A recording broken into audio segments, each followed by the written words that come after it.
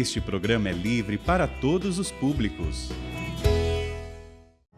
O Senhor esteja convosco. Ele está no meio de nós. Proclamação do Evangelho de nosso Senhor Jesus Cristo segundo São Mateus. Glória a vós, Senhor. Naquele tempo, Jesus viu um homem chamado Mateus, sentado na coletoria de impostos, e disse-lhe: segue-me. Ele se levantou e seguiu Jesus. Enquanto Jesus estava à mesa na casa de Mateus, vieram muitos cobradores de impostos e pecadores, sentaram-se à mesa com Jesus e seus discípulos. Alguns fariseus viram isso e perguntaram aos discípulos: por que vosso mestre come com cobradores de impostos e pecadores? Jesus ouviu a pergunta e respondeu: aqueles que têm saúde não precisam de médico, mas sim os doentes. Aprendei, pois, o que significa: quero misericórdia e não sacrifício. De fato, eu não vim chamar os justos, mas os pecadores. Palavra da salvação. Glória a vós, Senhor.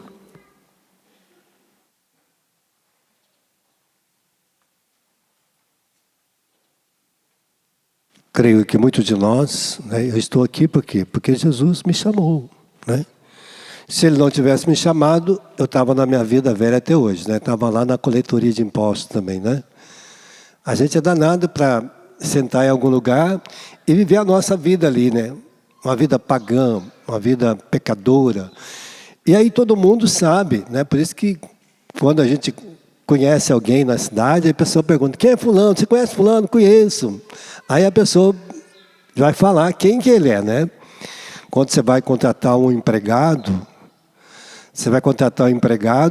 aí as pessoas vão perguntar: tem alguém aqui na empresa que possa dar referência de você? Você tem algum lugar que possa ter referência? Você tem que colocar lá: eu trabalhei na empresa tal, na empresa tal, na empresa tal. E aí eles vão ligar lá para o chefe e perguntar: quem é fulano? Aí vai falar os seus pecados. Vai falar os nossos pecados. Vai falar quem é você, Quem é você? As pessoas vão contar. Você conhece fulano da escola? Aí todo mundo vai falar quem é aquela pessoa da escola. E eu estudei com ele. Não, ele é essa pessoa, essa e essa, Primeiro todo mundo fala os defeitos. Então, os pecados nossos, ele escandaliza, mas a gente não sabe que escandaliza, Parece que a gente não tem consciência de que escandaliza. Então, Mateus era uma pessoa que sabia quem morava em Cafarnaum. Porque Cafarnaum devia ter no máximo 350 pessoas, ou 400 no máximo. Então, imagina você que está ali na entrada da cidade, sabe quem é da cidade e quem não é. A gente que mora num bairro já conhece quase todo mundo, não é assim? Todo mundo sabe da nossa vida, conhece a gente. Então, Mateus conhecia todo mundo, que ele nasceu ali. Ele era daquela cidade. Então, também todo mundo sabia que ele era publicano. Sabia os seus pecados, a sua miséria, as suas fraquezas. Sabia aonde que ele vivia, o que ele fazia. Se ele era honesto ou não, vai dizer que ele era pecador público, significava que ele era desonesto. Que ele roubava o dinheiro do templo, porque o imposto pagava para o templo. Então, ele roubava os seus irmãos. Então, tudo que ele tinha adquirido era uma vida desonesta. E agora imagina, Jesus fala para ele assim: deixa tudo agora. Vem me seguir. Seguir, do grego, do hebraico, também vai dizer que é imitar o outro. Ser igual ao outro. Você vai deixar esta vida velha e vai ser uma pessoa nova como eu. Capaz de fazer milagres, de cura, de levar os outros à salvação, a viver uma vida nova, porque ele conhecia a palavra de Deus. Não é que Mateus não conhecia a palavra de Deus. Ele conhecia os mandamentos de Deus. Ele conhecia a lei de Deus. Conhecia tudo. Ele sabia tudo de Deus. Ele era um homem que conhecia a palavra de Deus. Como muitos de nós conhecemos, mas às vezes nós deixamos os pecados ser maior do que o poder de Deus e a glória de Deus em nós. Nós deixamos dominar pelo pecado muito mais facilmente do que pela virtude de Deus. Nós somos, às vezes, apresentamos muito mais como pecador público do que um homem de Deus ou uma mulher de Deus.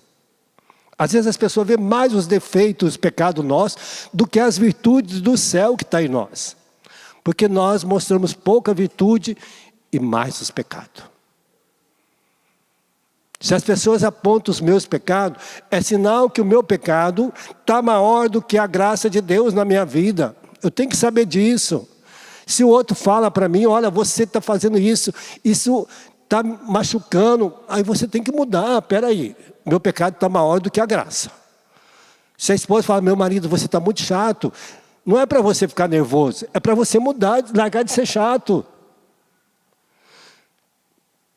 Se o marido fala, minha esposa está brigando muito, está muito chato, está muito ruim, tudo você briga, não é para você ficar brigando, é para você parar de brigar. Deixa de briga. É sinal que o seu pecado está maior do que a graça que você está vivendo. Às vezes você gasta o dia inteiro lavando, passando, cuidando da casa, mas você às vezes fica tão irritada, nervosa, que tudo isso passa despercebido, ninguém dá valor. Ninguém dá valor no que eu faço, é lógico que não dá valor. Porque o pecado está maior do que o que você está fazendo.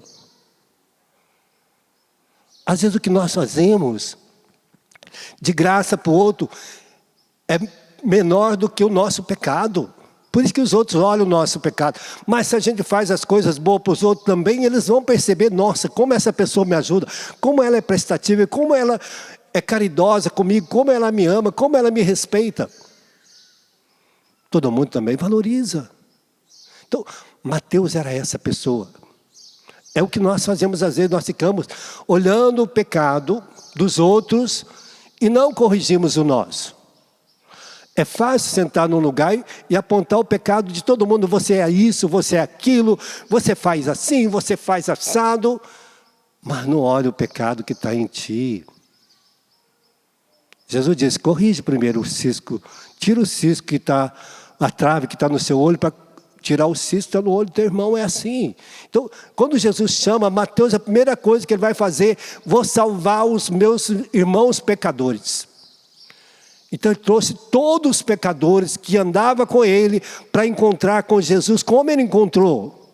Ele levou todos para a sua casa e falou, agora se eles encontrar com Jesus, eles também vão ser salvos, eles vão ter uma vida nova. E eles vão, aí foram todos e reuniu todos os pecadores que estavam ali para estar na presença de Jesus, porque ele viu que todos que encontram com Jesus mudam de vida.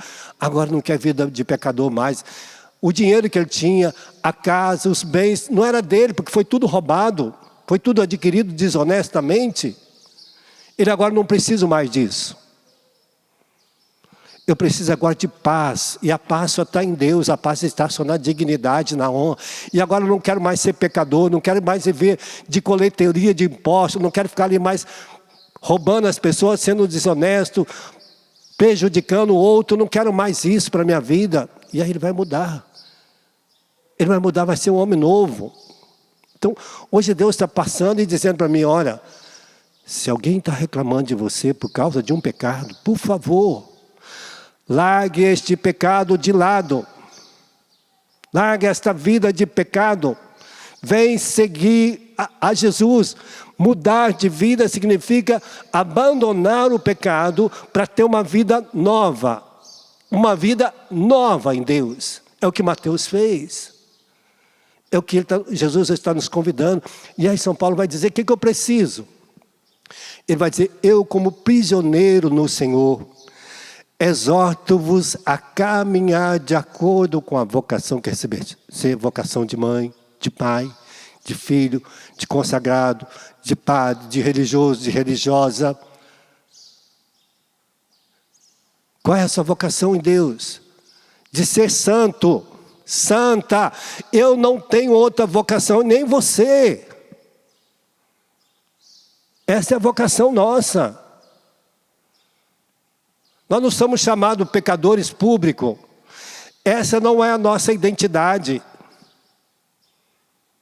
Nós somos chamados a ser santo, e a hora que a minha boca começa a fazer coisas que não deveria, eu tenho que santificar a minha boca, santificar os meus olhos, santificar o meu coração. Clamar o céu, por isso está dizendo, recebeste com toda humildade e mansidão. Use da vocação que você tem com toda humildade. Humilde, ele se faz menor do que o outro. O outro fala, ele escuta, ele guarda, ele tenta refrear aquilo que são as atitudes erradas que estão no seu coração. A humildade me faz refrear aquilo que eu estou fazendo de errado. A mansidão me dá docilidade para ir realizando uma vida nova. Então, me dá esta graça, e está dizendo disso, suportai uns aos outros com paciência no amor. Não é paciência, ai, padre, eu perdi a paciência. Eu acho que ela nunca teve. Porque não tem como perder uma coisa que eu tenho e que é um dom de Deus que está em mim. Como é que eu vou perder uma coisa que é dom que está em mim? Diz para mim. É um dom do Espírito Santo que está em nós, não tem como perder. Não tem como eu abrir meu coração e arrancar a paciência. É um dom de Deus, ninguém pode tirar.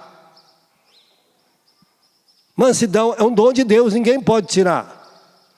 Humildade é um dom de Deus, ninguém pode tirar do seu coração, não. Deus já colocou, imprimiu, para que eu e você não pudesse tirar. Está impresso aqui dentro de nós. É uma dádiva de Deus que ninguém pode tirar da minha alma e nem de você. Então hoje o Senhor está dizendo isso. Pois há um só corpo, esse corpo aqui, um só Espírito, também uma só esperança. Jesus Cristo é a nossa esperança. Por isso ele está passando, ele está dizendo desta graça.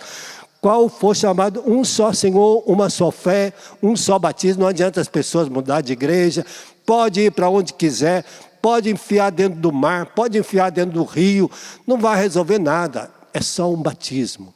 Pode ser uma gota de água no batismo naquele momento, e que o Padre disser para você, eu te batizo em nome do Pai, do Filho e do Espírito Santo, porque São Paulo foi batizado dentro de casa. Não foi no rio, não foi no Ribeirão. Os apóstolos foram batizados aonde?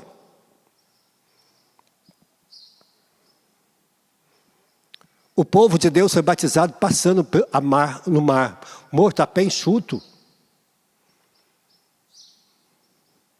Não é a quantidade de água. Pedro disse, Jesus disse, vou lavar os pés.